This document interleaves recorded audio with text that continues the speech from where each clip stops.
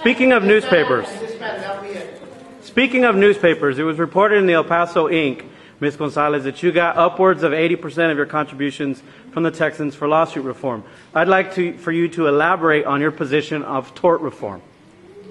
Well, tort reform is an interesting topic because it encompasses a lot of the area of the law. It's not just medical malpractice. It's also it also has to do with whether or not your product's liability cases. It's a complex area of the law. So without having any legislation in front of me, without having any sort of bill that's in front of me, can't say. Just depends. You took the money from that organization and therefore reform. What reforms would you like to see? I'm sorry, say that one more time. You took the money from the organization that is pursuing reform in the tort area. What areas of tort reform would you like to see as an attorney? That doesn't mean that let me address your question by saying this. You think and I presume that I've had policy questions and policy talks with the people from TLR. And the fact of the matter is, I haven't. As an attorney, I can see both sides of the issue because I do understand that sometimes it is difficult for plaintiffs to retain a trial attorney. As a defense attorney working in the civil unit, I also understand that sometimes cases should be granted summary judgment depending on the case. So it really just depends on the nature of the bill. And I am not going to play the game of speculation at this point in time because I don't have information in front of me to answer that question. I'm not asking about a specific, just what reforms would you like to see, if any? I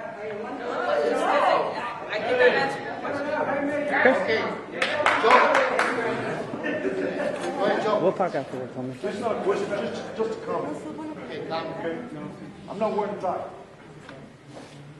Probably one of the poorest one here.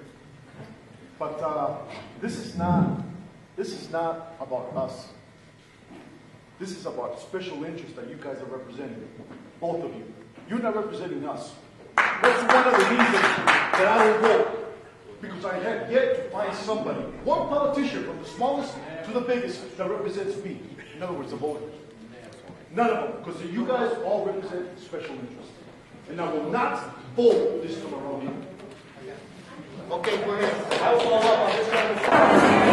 Okay, you had some really interesting sentiments at this forum. This forum, clearly people had their mind made up of who they wanted to support and who they didn't want to support.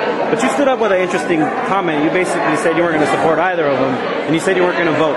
Can you explain why? Well, first of all, they're probably one of the educated people that we have here. They got school, some graduated, some didn't, but they have some kind of education. But the problem is, they lack morals. To me, that's bad education. Attacking each other like the way they do. They're in it for themselves. They're not in it for us. They're out there to represent the special interests according to the money that they're given. And we're the ones who end up losing everything. They're the ones who end up being the winners. And we're the losers.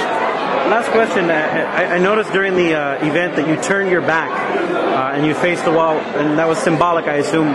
Why did you do that? Yes, it was symbolic. But I did it for a purpose. I did it to even protest. As a protest, that I will not listen to that kind of garbage, and I don't want none of these people, by the way they act, by the way I dress, they will not represent me. There was a lot of low blows that were thrown at each other, which was totally unnecessary. And I will not accept that kind of education. These people, representation. Good job. Thank you.